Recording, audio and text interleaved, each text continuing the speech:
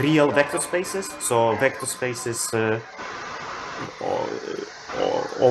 where you can multiply by vectors by real numbers. And this is saying in precise terms exactly what I said before. So linear transformation from a vector space V to vector space W is a function. So first of all, it's just a function at the level of sets. So for every element of V as a set, it assigns a unique value in W, such that these two properties hold that we just discussed. First of all, it preserves the addition of vectors. So here, this plus, it's really happening in the vector space V. So you first add two vectors in vector space V. So these are in vector space V. And then you apply T, the linear transformation to them. That should be the same as first applying T separately to U, then applying T separately to V, and then this plus is now in vector space W. So this is the addition of two things in the vector space W. Yeah. They use the same symbol, but they really mean slightly different things. Yeah. You know, I never had this idea. Yeah. So this is why it's defined this way. It preserves these two fundamental operations of a vector space: addition and multiplication. Yeah. So addition and scalar multiplication with a scalar. So this is the second property. Again, if U is some, now again, vector in a vector space V, and K is any scalar R in R, so any real number in this case. And if you first stretch or shrink U, and then apply T to the result, then that should be the same as first just applying T to U alone, to the unshrinked or unstretched version, and then doing the same shrinking or stretching. But now again, this stretching or shrinking happens in the vector space W instead of the vector space V. Like here in the beginning, this KU, this scalar multiplication, is happening in V. And this K times T of U, because T of U is now in W, it's happening in W. But so what it's saying, it doesn't matter whether you do the stretching or shrinking before or after you apply the linear transformation. And same for addition. It doesn't matter if you do the addition before or after applying the linear transformation. And that's why I say that it's the only thing, the linear transformation, or in Spanish, transformación lineal. It is that thing which respects the fundamental operations of a vector space, which is addition of things and multiplication by scalar. Yeah. Nice. Does that make sense? Any questions? Yeah, it was nice. It was nicely put. Yeah, let me check that we have enough battery. Yeah. At some point I'll need to plug it in, because I think Zoom takes quite a lot of. And okay, then there are some observations. Exercise. Sorry? No, exercise. I was just this is exercise. Okay, this is just notation that we can drop the brackets. That's fine. Yeah. And then we have some exercises. Should we look at the exercises, or should we move on to the kernel? What do you think? I think the exercise is fine. Yeah, and so if we want to prove that this is a linear transformation, we need to check these two things. No? That it doesn't matter. It doesn't matter that we can do addition of vectors first here and then here, or we can do scalar multiplication here and then here. And I think that's exactly what they do here in the solution. Like I could do it in a piece of paper, but here they take two vectors now, because it's the linear map was from R R2 to R2, so we have two components of real numbers as a vector. So, and what's happening here is that, okay, we first add them together. So that's just following the rules of how vectors are added in the R2. We add this component to this component and this component to this component to get this result, u1 plus v1 and u2 plus v2 as the second one. So this is this way, that we first add them together and then apply t. And then you're operating R2, the addition there, and then you are... Yes, the addition here is in R2, and so here, this addition, it's actually in R3, because, yeah, this linear map was from R2 to R3, yeah?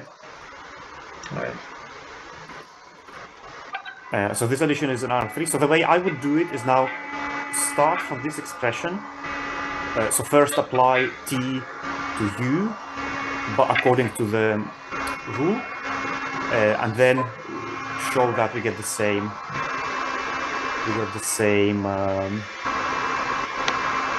result.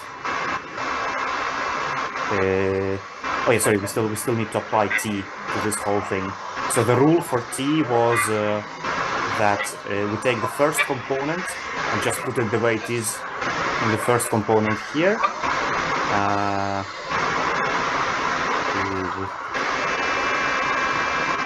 I'm a bit confused in terms of what's going on here. Yeah, I think it's kind of not organized. Yeah, it's a bit not organized. I agree. So let me do it on the paper. Let me do it on the paper. X, y, x, x plus y, x minus y. So, okay, when we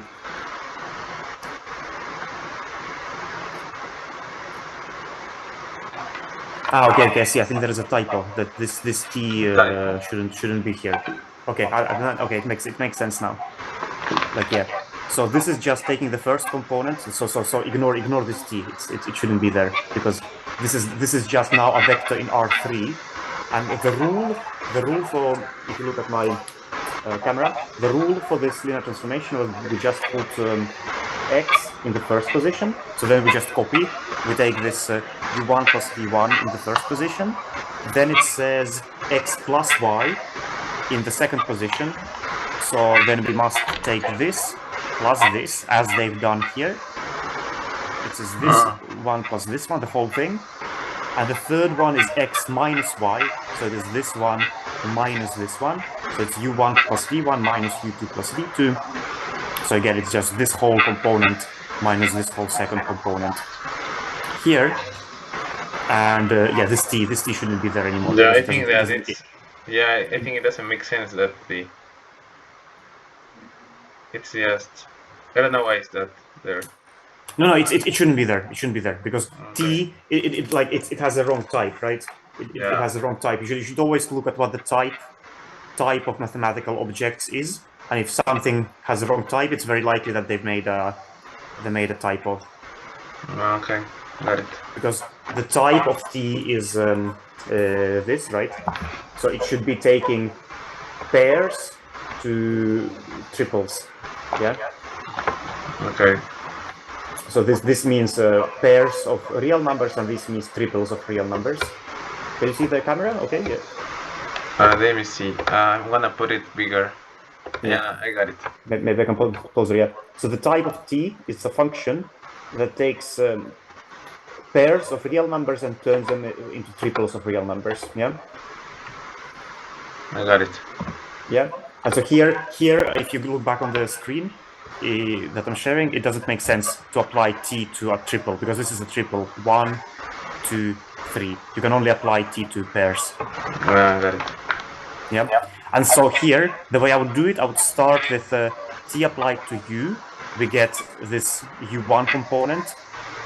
Plus t applied to v. Again, we get this v1 component. Then t applied to the. Let me just do it. Otherwise, it's very confusing.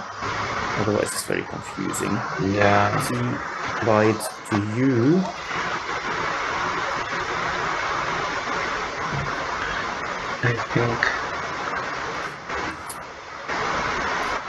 I think that he also repeated the typo there. Yes, because this is still a triple, so you can only apply t to pairs. That's correct. Yeah. He just okay. And he just skipped some step where he did. Yeah. I'm going to do the step on the paper. T of u1 and u2 is u1.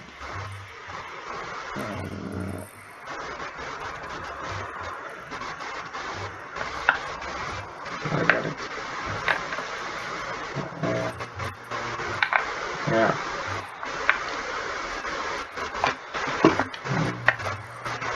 Nice. I like it.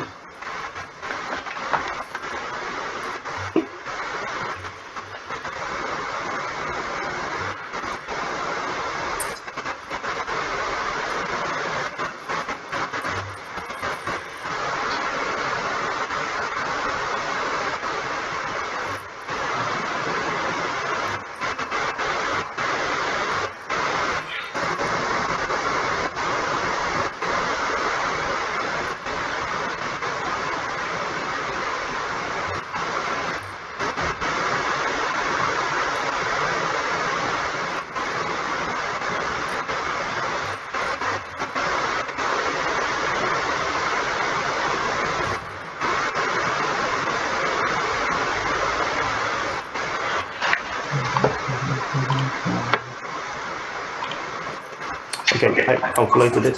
So yeah, the way I would do this kind of sort of basic exercise about showing that something is a linear map. So first we calculated here on the screen. On the screen we calculated what is t applied to u plus v. That's this line without the t. Yeah. So this line without the t. And now we want to start with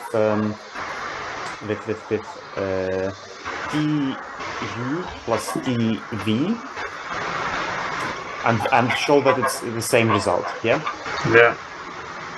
So first calculate t of u.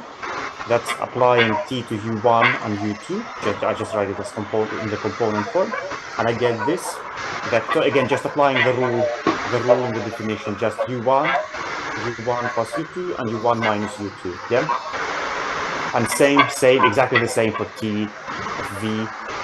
Just we get the first component plus the second component, first component minus the second component, and then just take the sum now, and this sum is now in R3 because this result is in R3 and this result is also in R3. So here in R3 we eventually get u1 plus v1, and then we get the sum of all of them, u1 plus u2 plus v1 plus v2. It's just summing these big vectors we got before. And in the last line, sorry, it's not very well visible, it's u1 plus v1 minus u2 minus v2. Nice. And then by comparing them, you see that it's exactly the same as what we got here on the screen by first computing u plus v and then applying t to it. Yeah. Yeah. Yeah. Okay. I think yeah. If you do some exercises on this, it's quite straightforward in terms of like if it is a linear map, it's quite straightforward to show that it is one. What's usually more difficult is to show that it's not a linear map. Then you need well in some sense it's easier because you just need to show that one of the properties breaks. But sometimes it's not obvious which property breaks. Yeah. Which of the two properties breaks, and then we're still not done because we still need to show that scalar multiplication is preserved. So the above show that the sums, the addition of vectors is preserved, and this shows that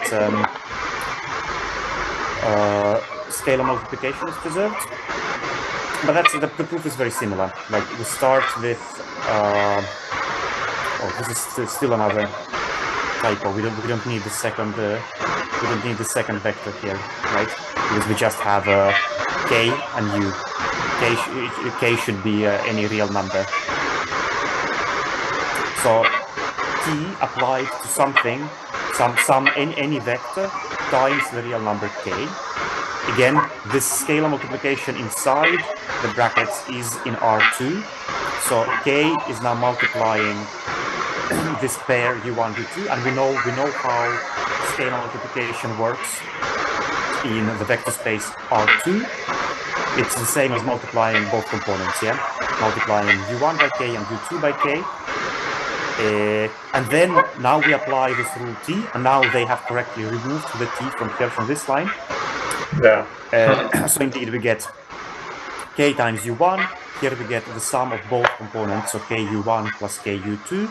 And here we get the first component ku1 minus the second component ku2. And then we simply notice that we can collect k in front of this vector, because k appears in every term here. So we can just collect k in front of this vector in R3. And that's correct, that's what we wanted. This is the vector in R3. And then we notice that what we get here inside the brackets is precisely that, just t applied to u. Because if you apply t to u, we just get the first component u1, the sum of the components u1 plus u2, and the difference of the components u1 minus u2. So that's what we wanted to show. That shows that the scalar multiplication. That's easy. That's very intuitive. This part. Yeah. Yeah, it's useful to do some of these exercises to get familiar with how to show it in practice. But sort of there's nothing super complicated going in the theory. Now we start. This one is not linear, and do you actually see why this is not a linear map? I think that why is not linear? Maybe no, it's not. It's not linear. Yeah. It's not linear. I cannot say why, but I cannot say why yet. So to show that something is not linear, it's enough to either find two vectors here which do not map to the same. Find two vectors such that the sum before application of t is different from the sum after application of t, or what is usually easier to spot. What's usually easier to spot is to find some scalar such that if we multiply some vector by that scalar here, then it's not the same here. I think in this case we can find such a scalar. It's like a very stupid scalar.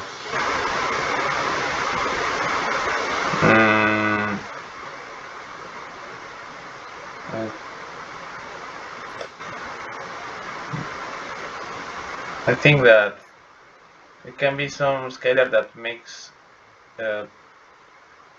one of the terms of the transformation being 0. I'm not sure. Yeah, that's a good idea.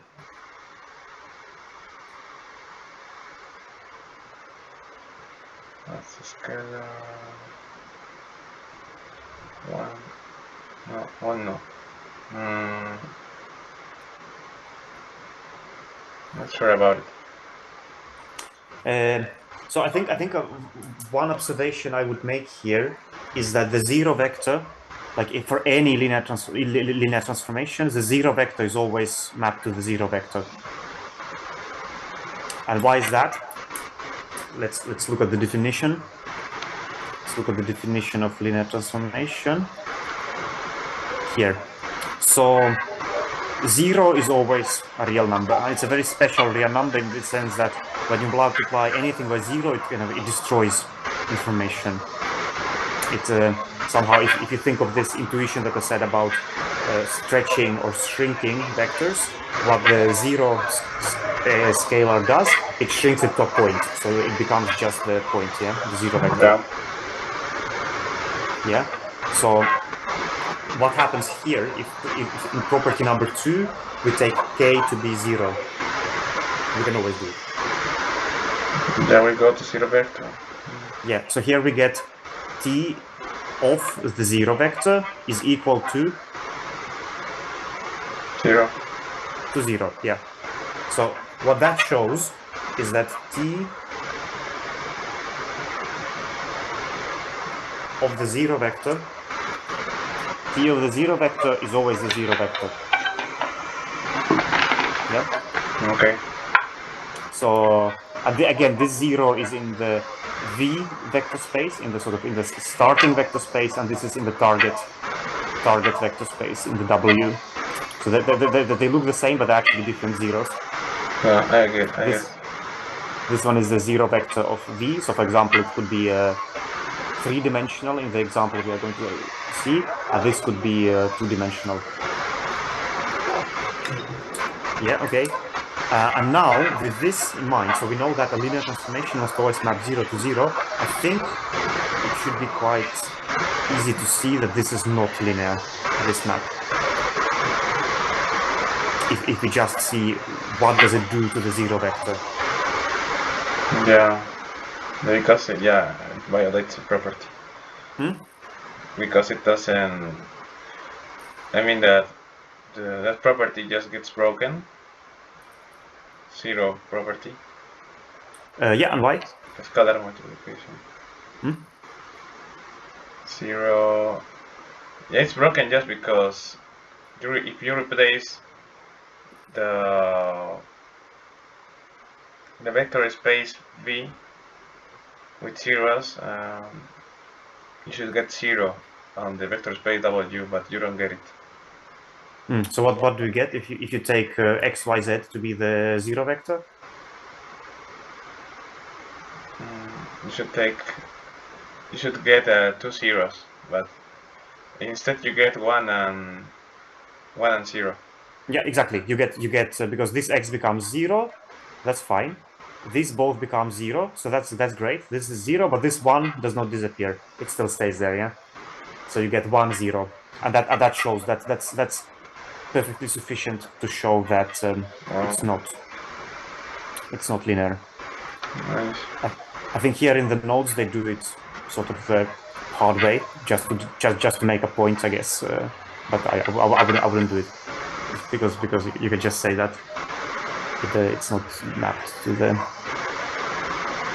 zero vector, and then they define some special linear transformations here.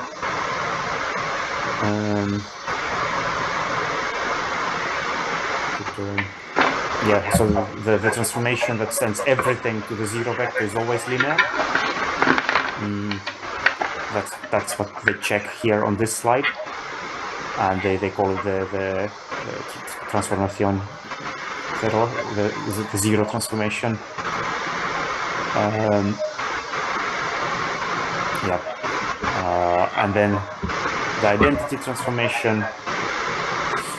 The identity transformation just from vector space to itself, and it does nothing. Okay.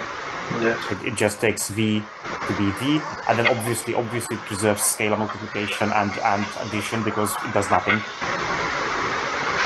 It does nothing.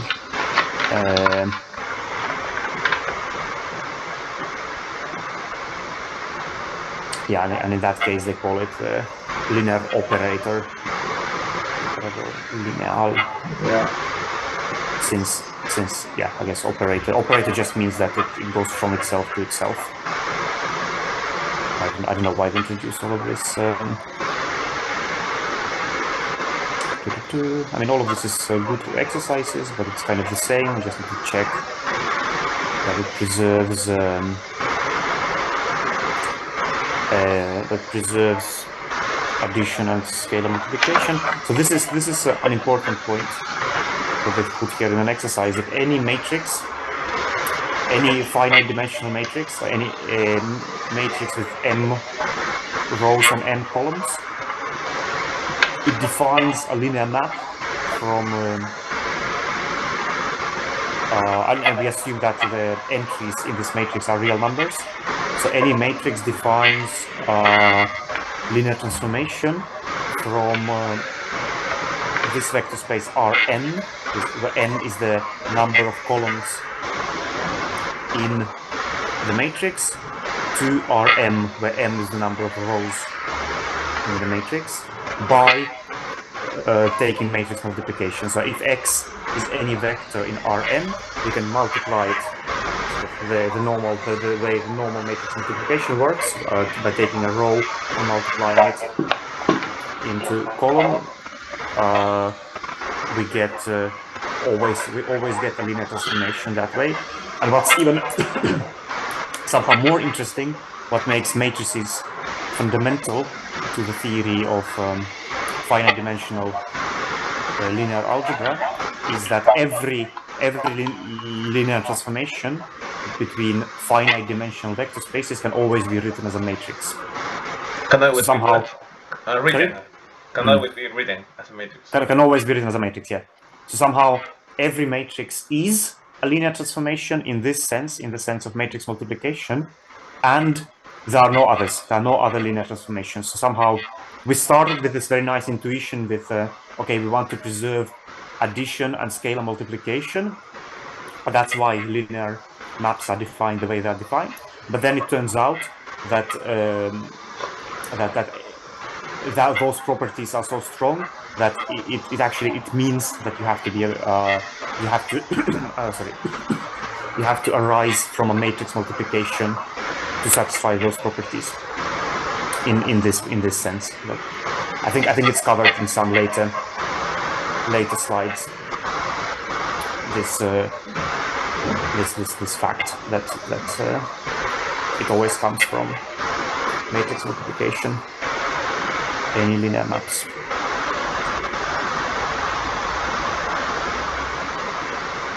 Okay.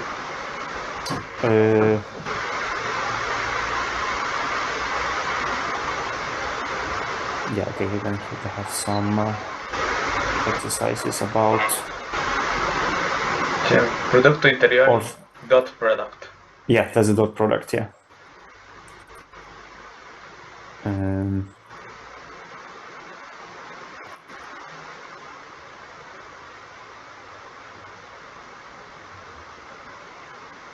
Yeah, I guess that's just another exercise to show that the subspace projection onto the orthonormal projection onto the subspace is linear. That's also a nice exercise. But again, it's the same principle. You need to check two things. You need to check that it preserves vector addition and scalar multiplication. It's always the same.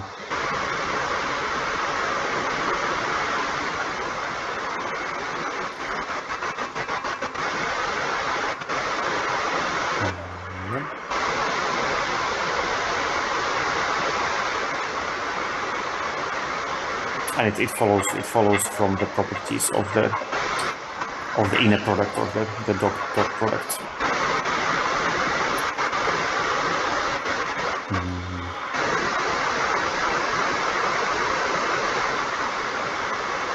Oh, but this is the same. It's the same what they just said, no? It's the same, no? Yeah. Yeah.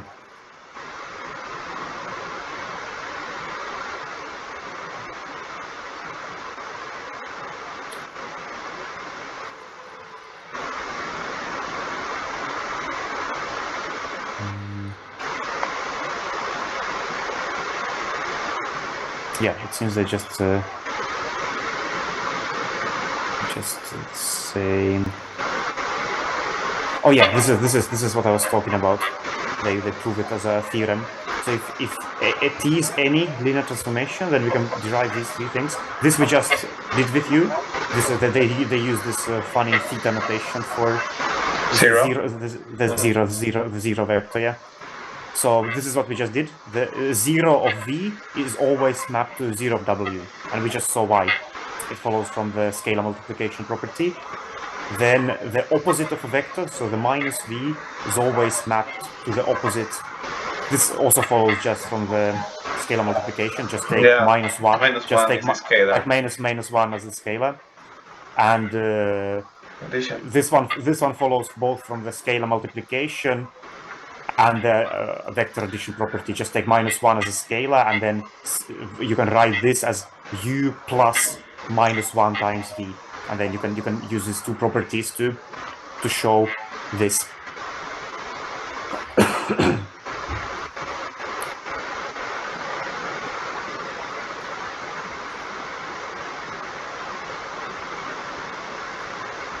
Oh yeah, and this is the observation we already used to argue that something is not exactly this one is not linear.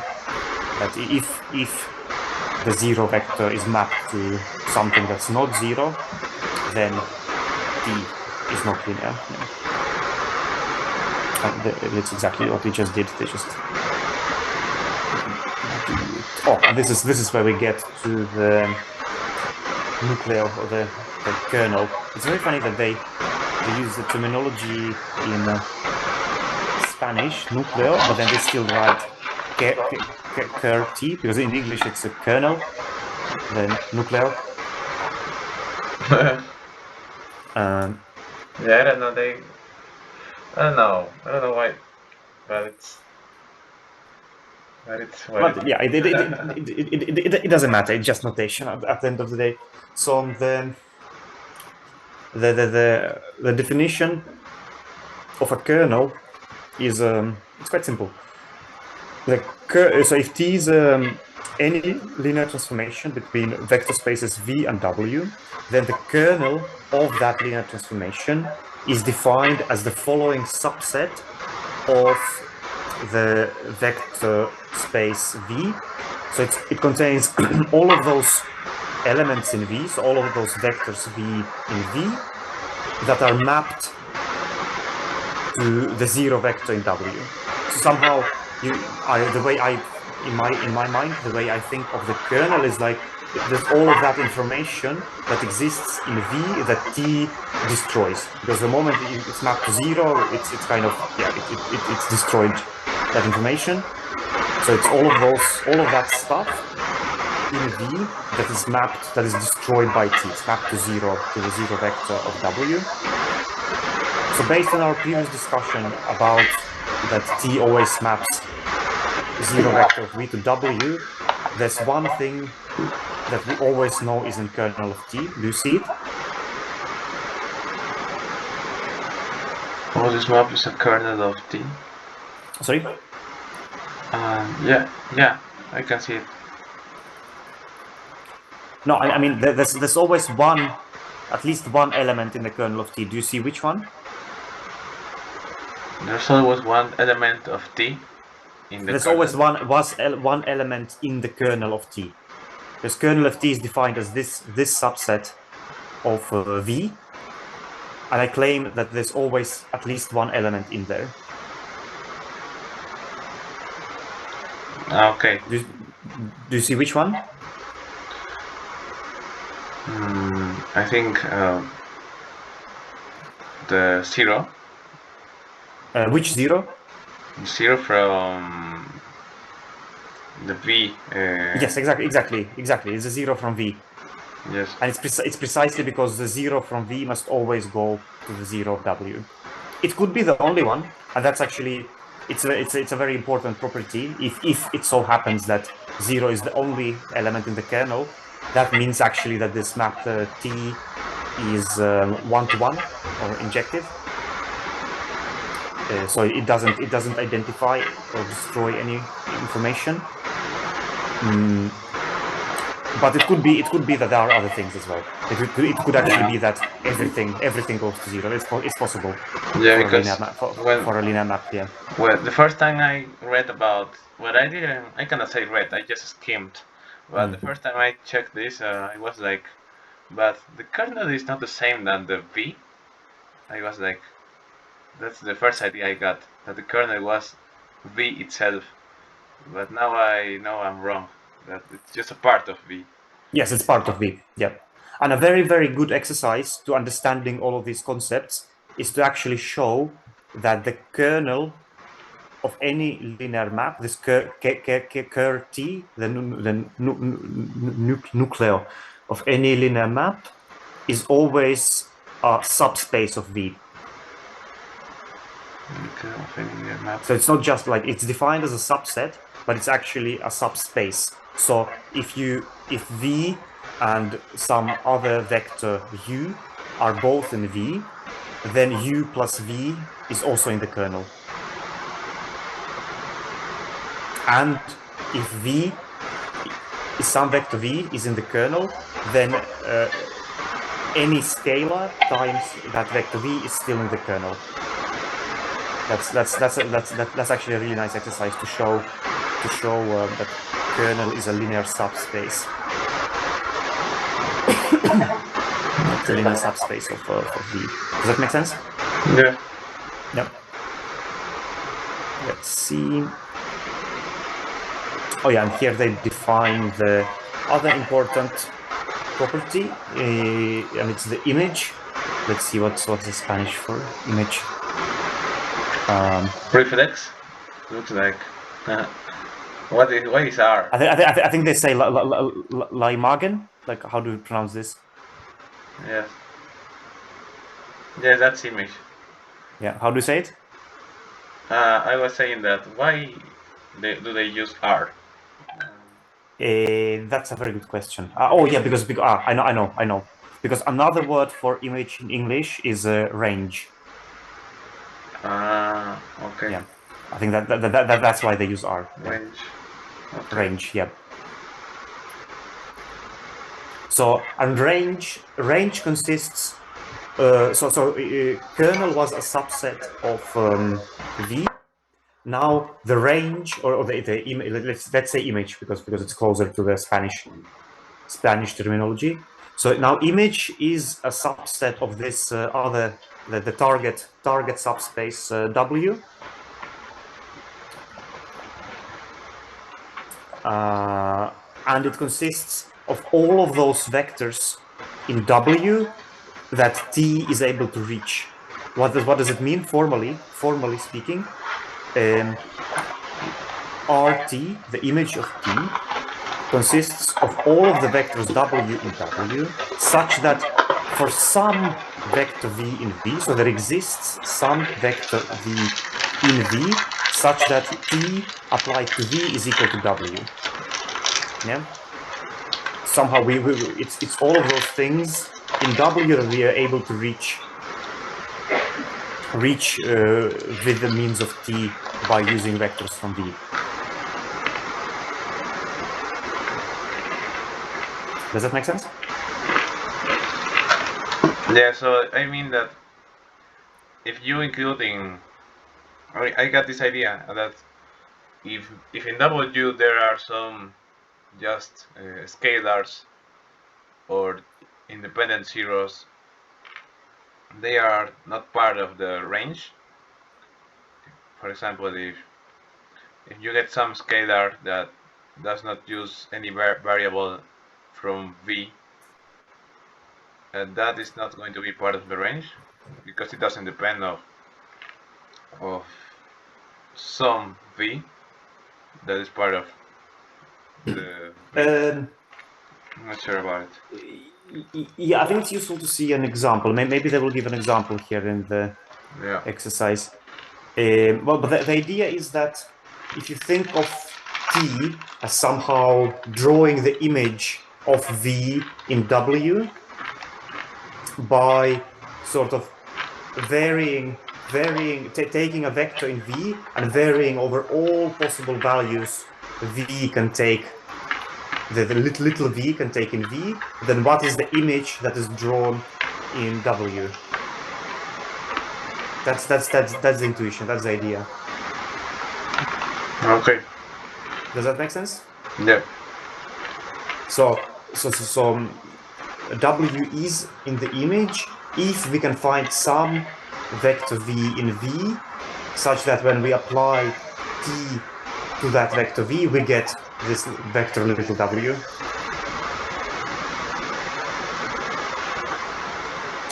So yeah, I think it's useful probably to see an example.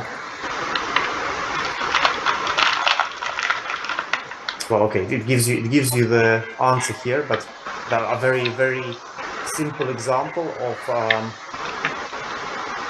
a linear map is a linear map that takes every vector v to the zero vector. Yeah, this is now the zero vector of w. Yeah?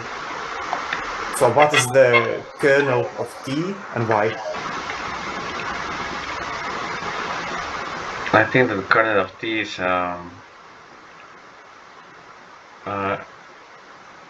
if you go to zero vector, like remember everything goes to zero vector now in this example. Yeah. In this example, I think that every element, every possible element from V is going to be part of the kernel. Exactly. Yeah. Because I mean, kind of by definition, right? Because yes. that's what we said. Like every V goes to zero. Well, and kernel consists of precisely those things in V that go to zero. So it's going to consist of everything. And what about the image? The image. Well, I'm trying to answer without looking at the answer. Yeah, it's difficult because it's right below, but yeah. The range. It's good. It's good to think about it. Yeah. The range about this. Well, you told me that the range is what we get from applying the transformation from all the elements in the kernel. No, in the kernel? No, in V. No, in V. So if all transformations go to zero, zero is the range, I guess. Yes, exactly, and that's what it says below. Yeah. With some bad notation, because here again, I think types and mathematics should always match. Here the types don't match, because on the left side this is a set, like because it has the set constructor brackets. This is a set, right? And this one is an element. So they've put an equality sign between a set and an element. You should never do that. You should also have the brackets on this side to say it's a set. Okay. Otherwise, the types don't really match. Yeah. Nice. Thank you. Yeah, but that's just me being pedantic. I think it's right because it confuses undergrads. Yes, exactly. It's very For confusing. example, I was like, when I saw this slide, I was like, what the fuck? It's too messy, I guess. Yeah. So okay, right, and like kernel is a subspace of V always, and you might have guessed the image, the range is always a subset of W. Sorry, even a sub-vector space, vector subspace. It's always a vector subspace of W. Yeah. That's another nice exercise. Oh, very short, but very nice exercise to sort of make sure you understand the concept. And here, this is a good example of what the image means. Well, it's all of the things in W that are reachable using this transformation and the vectors of V. So, well, the only thing that is reachable is the zero vector in this case, because everything is mapped to zero. So the other ones, you can never hit them.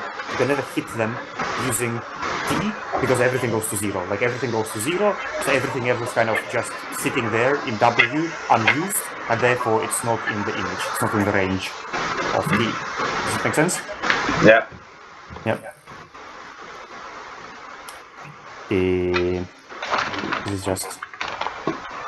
That's an exercise. Yes. Oh yeah, it's the identity. It's identity map. Let's close the solutions. So what's the kernel of the identity? Just from v to itself, and t does literally nothing. You give any vector v to t, and it returns v back. What's the kernel? Well, the kernel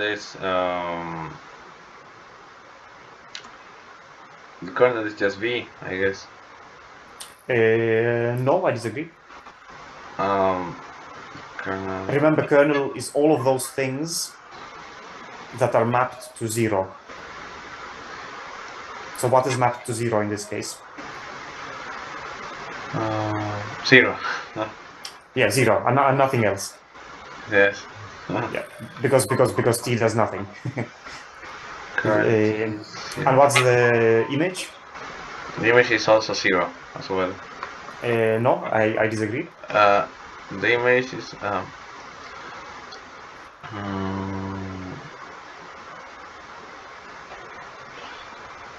oh, that takes the image is v. The image is v, yeah, because well, which vectors of v we can reach by using vectors of v and doing nothing to them? Well, any vector, because well, given a vector in v, I can always find a vector in v such that applying t to it is our original vector. Well, because t does nothing, I can just use the same vector that we are trying to reach. Sorry, that's confusing, but that's how you argue about it. Yeah, indeed, the kernel is just 0, and the range is all of v.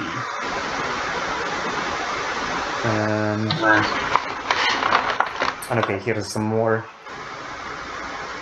Okay, I think I'm going to skip the examples because.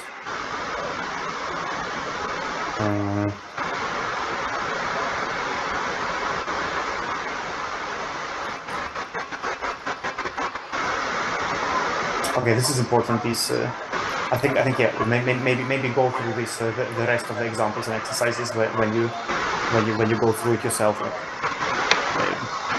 Let's concentrate on the conceptual definitions now. So this is the so-called nullity and rank, nulidad y rango, which are very important properties of a linear map. So if and the definition is very simple. The nullity of a linear map T from V to W is just the dimension of the kernel, and rank is the dimension of the image. Somehow nullity measures what is the dimension of the vector space that is lost when T translates V to W, and rank measures what is the size of the vector space that is spanned by the image. Sorry, what is the size of this vector space that is the image of T? Does that make sense? Yeah. When you say image, you refer to the. I think that we used this range to talk about the image, right? We used range and image as synonyms, I guess. This is not range. This is rank. Rank. Yeah. Oops. It's rank. Rank is the dimension of the range. Yeah, or the dimension of the image. But just take the Spanish terminology, so it's less confusing because you'll have to write the exam in Spanish anyway. Yeah, rank is rango and image is range. Confusing. Yeah, I know. But what does this mean, rango? How would you translate it? Image. Image? Really? Yeah. No, rank. Rank, yeah. Yeah, I'm sorry. Okay, so yeah, this is just the definition, but the important thing is that the sum of nullity and rank is always going to be the dimension of the vector space V. So the starting point. It's called it's a so-called rank nullity theorem. I think they will probably cover it soon, since they're introducing these concepts. Somehow the amount of information you raise plus the information you translate to W should always be the same as the dimension of V you started with. That's the intuition. That's the intuition. Okay, this just defines what we mean by the column vectors. So the column vectors is just taking each column matrix as an individual vector. So I think we better plug my laptop into some electricity source. That's probably self-evident what it means to be column vectors, right? Yeah. And I think this completes the. This completes this first. Let me plug my computer in. You can look at the. You can look at the truth or false exercises, or you can look at them. Then maybe after we talk, it's up to you. Yeah.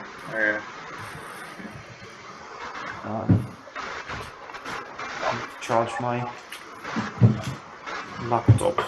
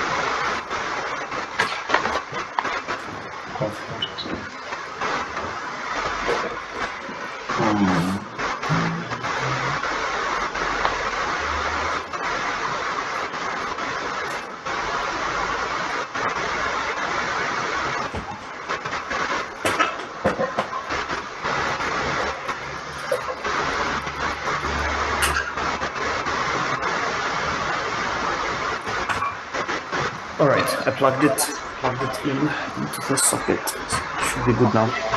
Do you want to look at these truth or false exercises, or should we? I think move we on? could just talk about it. Maybe saying that the first one is about linear scalar multiplication.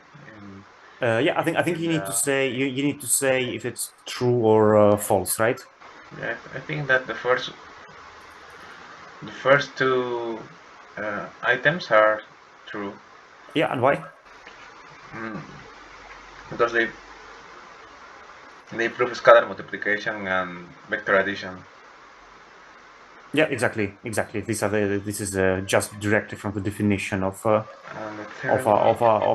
linear transformation. And the third one is about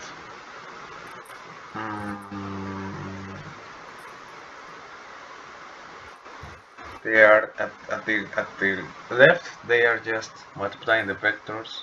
That's dot product, and then applying the transformation. Then they are just transforming. At the right, they are applying the transformation. No, the transformation in each one of the variables. But I'm not sure. I don't think that the dot product of the transformations is going to be the same that the transformation of the dot product, because the dot product at the left, the dot product is going to give a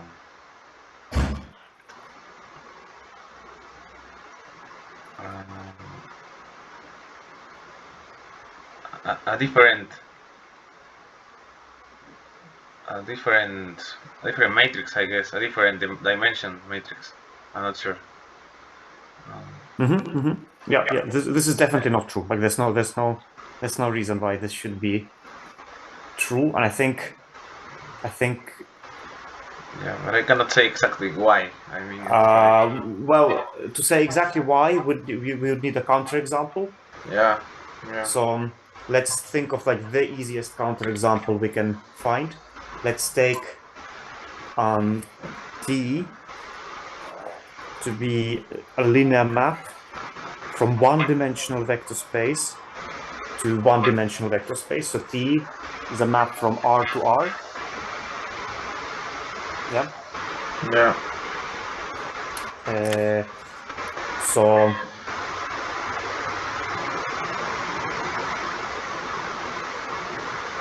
which map should we take?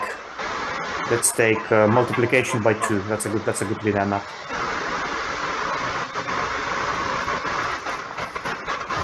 So it takes x and multiplies it by 2. That's a linear map. You can check. Yeah. It just takes x and multiplies it by 2. Yeah.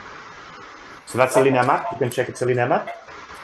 And now I claim that this property fails. Can you see why? Yeah, I got it. First of all, what is the dot product in R? Yeah, so it's multiplying two scalars. Yeah, exactly. It's just scalar multiplication. Yeah, but so which vectors should we take as x as y? Like what's the simplest one we can take as both x as y? I suggest we take the same. Or which scalars in this case? It's the same in this case.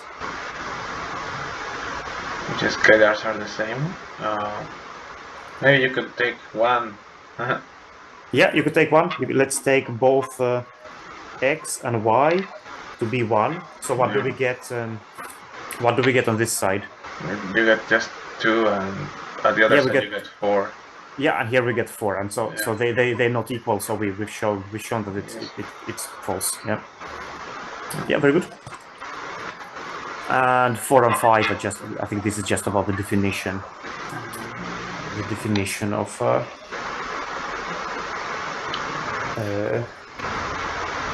Transformation of a linear map obtained from a matrix. Yes, yeah. I think it's like 4 true and false. Sorry? I think that the fourth one is true. The second one is false. I think fourth one is false.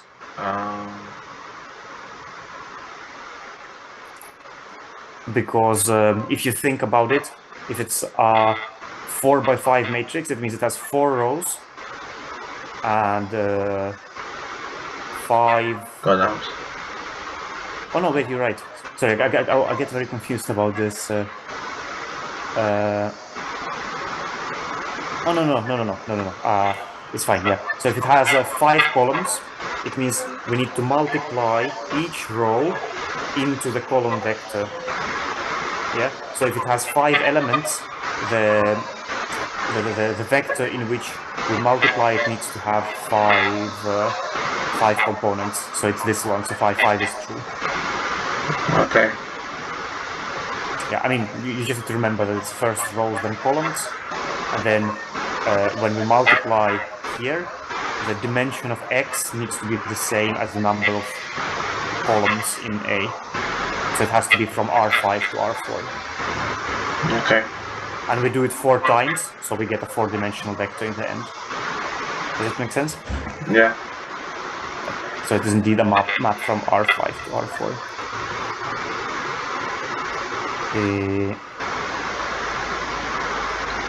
Yeah, and okay, here we just ask to determine if the transformation is linear, or do you want to have a look at this? Yeah. Or do you prefer to do it later in your own time? Maybe we could check just one. Just one? Okay. Yeah. Let's check 2. Let's check 1. Actually, yeah. Let's check 2 of them. Okay. Do you think T defined this way is linear or not?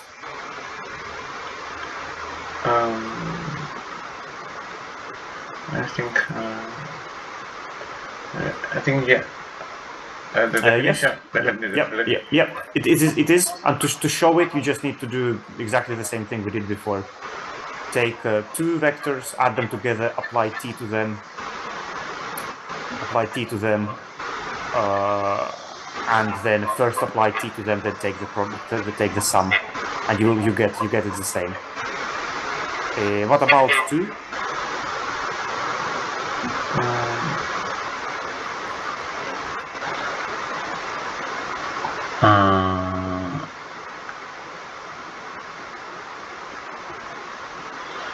Transformation.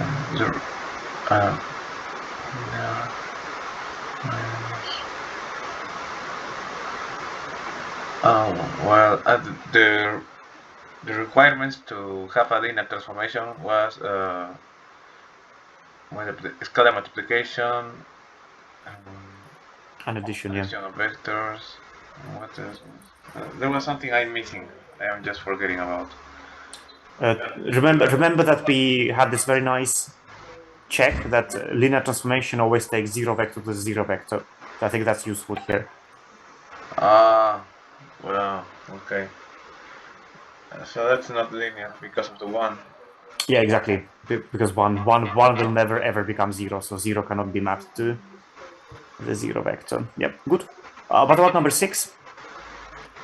I got it. That also gives me the intuition that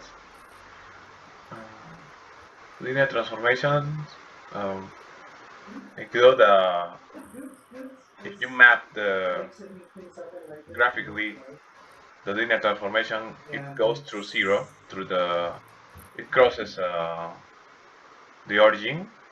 Maybe. Yeah, it always has to go through origin. Yeah, that's true. Okay. As well as but the original vector space. I mean, if you talk about these two vector spaces like V and W, W has to go always through 0, but V also does to have to go that way. I'm not sure about it. I'm not sure. What do you mean? Like, linear transformation is always between two vector spaces, so that they're somehow connected. They're somehow connected by the linear transformation. Okay. I mean that, for example, the second, when you apply the transformation to x and y, in that example, you get 1 and y. And every possible vector here in this 1 and y have, well, they are not going through the origin. But if this they're not. They're not. Yeah. If this were, this would be linear. But now I'm talking about the x and y vector, the original vector, the origin from the transformation. Well, they can, if I'm not sure about it. If this were, for example, if I have the 1 and y at the left and the x and y at the right in the transformation, that would even be non-linear, or it would be. Can you say it again? If I switch the two vectors here, yeah. Yeah. But that doesn't really make sense, right? Because first and foremost, a linear transformation has to be a function, right? And what's a function? A function is some rule that for every element in its domain, so in every element in this target, assigns an element in the codomain, so in the source. For every element in the source, it assigns an element in the target. Yeah, a unique element in the target. Okay. So if you just say that, well, 1 and y go to x, y here, that doesn't define a function, because you haven't specified, first of all, what t does on anything that doesn't have 1 here. Does it make sense? Okay, I got it. And secondly, you didn't say what x is. Like, so x and y here the reason it works here is that we assume that x and y are any variables that take any values in R, so they're any real numbers. Yeah. And so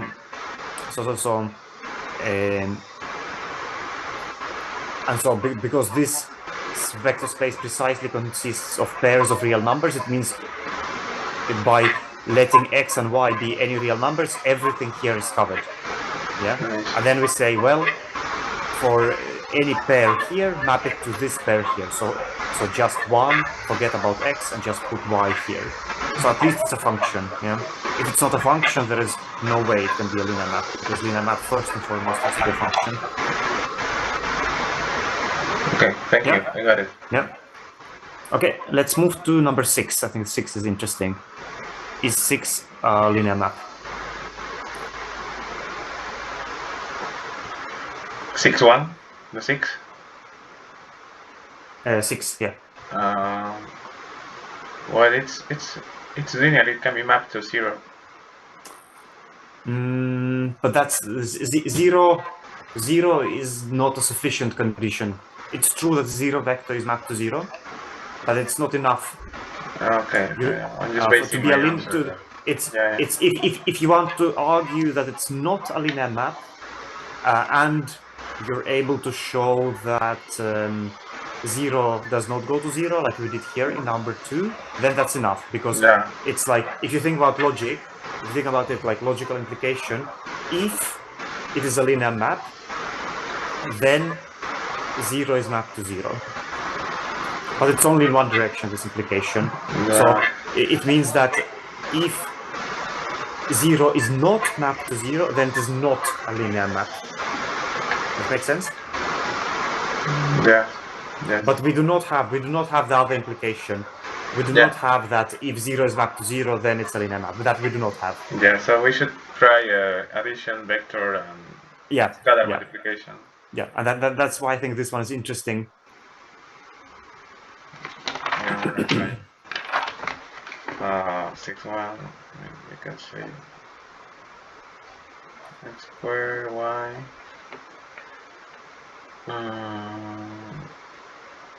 Let's put so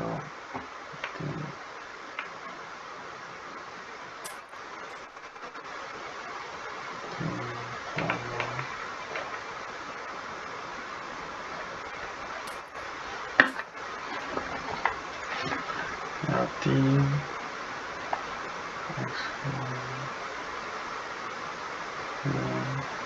plus t x2 v2 is igual a t. I think I'm starting to get the feeling about this. I was so lost yesterday. I was kind of confused. I'm very happy to hear that. Yeah. So what's our intuition about 6? Is it linear or not? Now, specifically now. Well, I was just writing the addition and the multiplication. But if I am asked for an intuition, I would say square operation plus. I got it. I got something important. I think that it's not linear because that's right. Because of the, how do you say that? Square. When you square, it's different to two squares than squaring a sum. I think that's the. It's much more simple than that, actually. I mean, maybe you can argue like that, but I would argue via scalar multiplication here. Scalar. It's already the scalar multiplication already fails in this case. It's easier to prove with that. It's faster. But I think with sum you can probably also make it. Yeah, you're right. You can also make it work with sum. Like both properties fail in this case. Yeah. And it doesn't. If you asked for a counterexample, it doesn't matter which one fails. It's enough that one fails. Yeah. So yeah, you're absolutely right. But you could also say that the square of the sum is not the sum of squares. Yeah. Yeah. So this one, we prove again the non-linearity, but we are not proving an example that is linear yet. Maybe. I think we did. We did this number one. Ah, okay. Yeah. If you want like the full proof, I suggest you just sit down and do. It's quite mechanical. Like if we take number one is linear. Here, I think as a counterexample, I would personally take the vector 1, 0, and as the scalar take scalar 2. So 2 times 1, 0 is not the same, and then applied t to it is not the same as 2 times t applied to 1, 0. Yes. If that makes sense. If that makes sense. Yeah. You can just show you get different results. So it's not linear. But yeah, so this one is not linear for exactly the same reason, number 5. And I think everything else, I believe, just quickly looking at it, it looks linear. Yeah, I think everything else should be linear apart from number 2, number 5, and number 6. And that should already give you some intuition of what it means. What it means to be linear. Okay, I got it. Yeah, and for the other ones, I suggest you sit down and just mechanically go through the properties of linearity. Like, yeah, it has to preserve the vector addition, and it has to preserve scalar multiplication, and it should just be very mechanical, the proofs of the others. So I suggest we talk about something else now. Yeah, okay. We're gonna do it later. Yep. And then they have a very long bibliography of one book. Okay, let me see what else you. More like a copy paste. Matrices estándar. What is that? Ah, this is what we just did. Rango nulidad. Yeah. Okay. Let's see the. This is the second set of slides that you sent.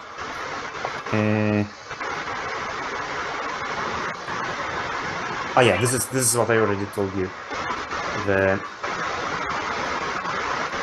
Oh no, sorry, that's not what I told you. This theorem just says that if we have a basis, so you remember the definition of a basis? I wish I could go through that again. So a basis needs to have two properties.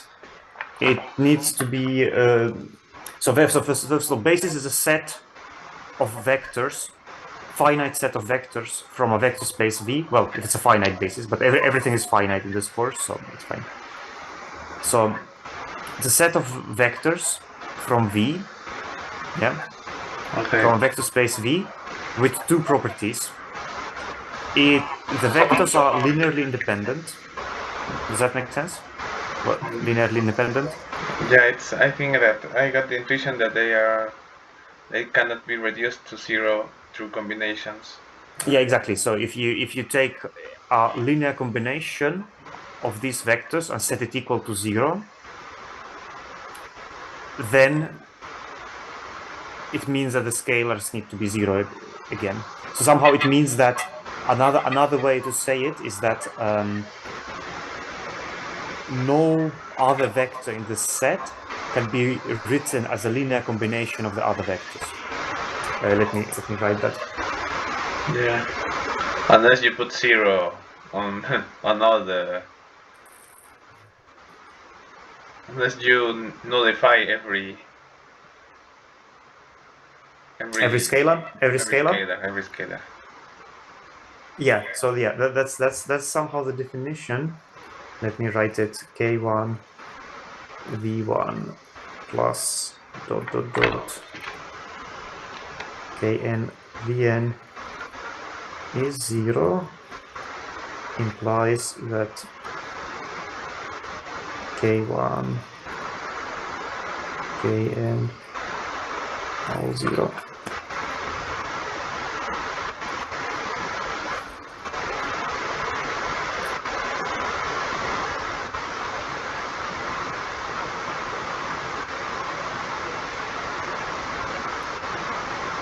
Yeah, so this is the definition of linear independence.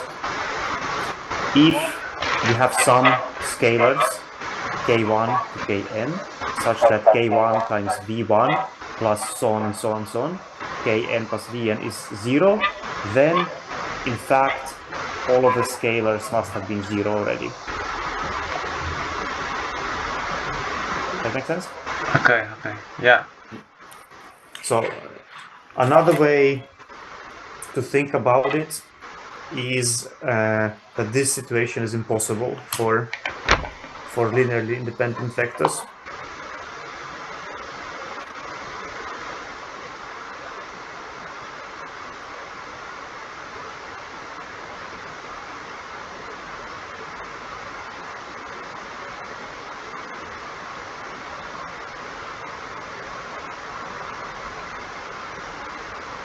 Oh yeah, I guess an important property of the basis is that it never contains the 0 vector.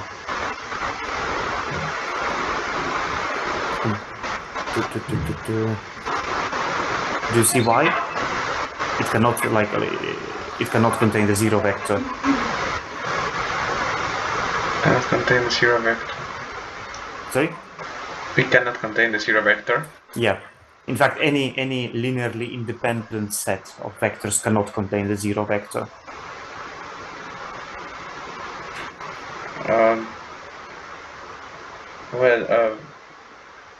Because there's no possible combination of a 0 vector to create another vector, I guess. I'm not sure. Well, think about it. Suppose we can argue by contradiction. Suppose one of them in this linearly independent set was a 0 vector, and it doesn't matter. It doesn't matter which one. These are just names. So we could suppose, without loss of generality, that the first one v1 is a 0 vector. Yeah. Okay. Then I claim that this set is not linearly independent. And why? Well, think about this property. V1 is now 0. So what are my choices for K1? Anything. Anything, yeah. I could take K1 to be anything. So it's not forced to be 0. Okay. Does that make sense? Yeah. So yeah, if V1 is 0, I can always choose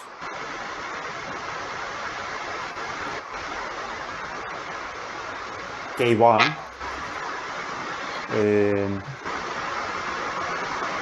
to be anything, and the other Ks, so Kn, K2, K3, K4, and so on until Kn, I can choose them to be 0, yeah? So that this equation holds. Yes. So this equation holds because I have chosen K2, K3, K4, or up to Kn to be 0. So this disappears. And K1, let's say I choose it to be 5, just because I can. And it's still 0 because V1 is 0. By assumption. Mm-hmm. Yes, I got it. So this equation holds. We have that this sum is 0, but this one doesn't hold because, okay, the rest of them are 0, but the K1 is not 0, it's 5. I just chose it to be 5. Yeah. So we've broken this implication. Because this implication is now false because we have a true equation here, but a false equation here. So that's a contradiction. That's a contradiction. I got it. Well, it took me a long time to see it, but that's okay. I mean, it takes a while to get used to mathematical reasoning. Okay, so that shows that none of them can be zero if it's linearly independent set.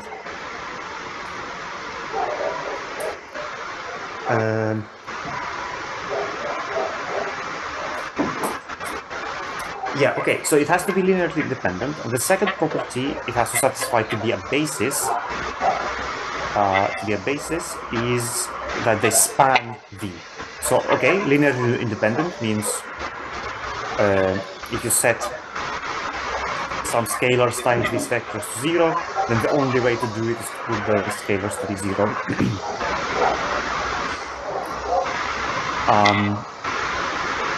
And the fact that they span V means that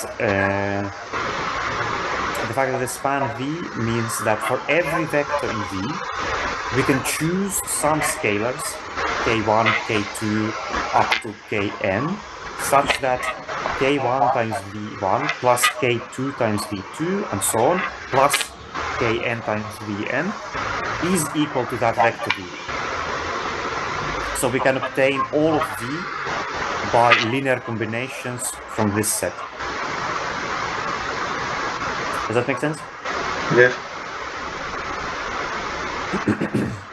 So,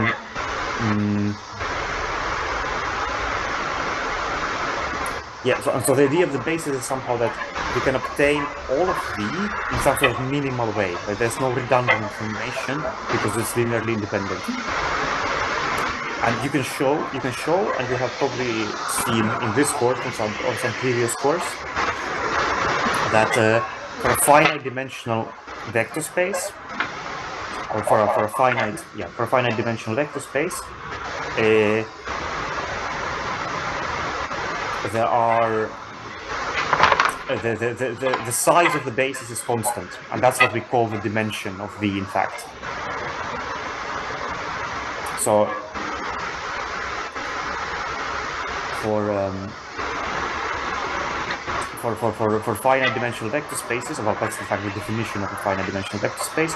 This set is finite, and it will always have the same, like it will have multiple different bases, but it will always have the same number of elements in there. So in this case, it's n, and that means the dimension of V is n. Does that make sense? Yeah. Yeah. Yeah, and what this theorem says is simply that, well, if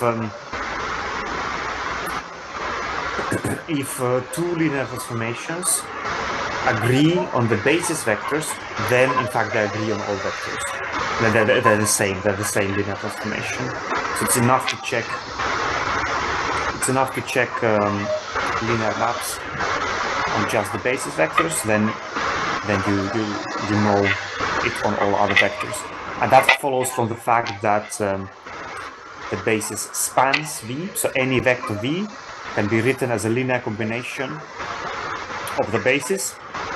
And because F and T are both linear maps,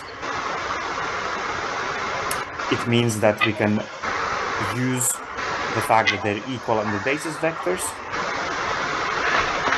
to show that they're also equal at this random vector V, because it can be written as a linear combination of vectors from V. Does that make sense? Yes. It's probably a bit quick, but it has to be. You have to work through it yourself at least once in your life to properly believe it.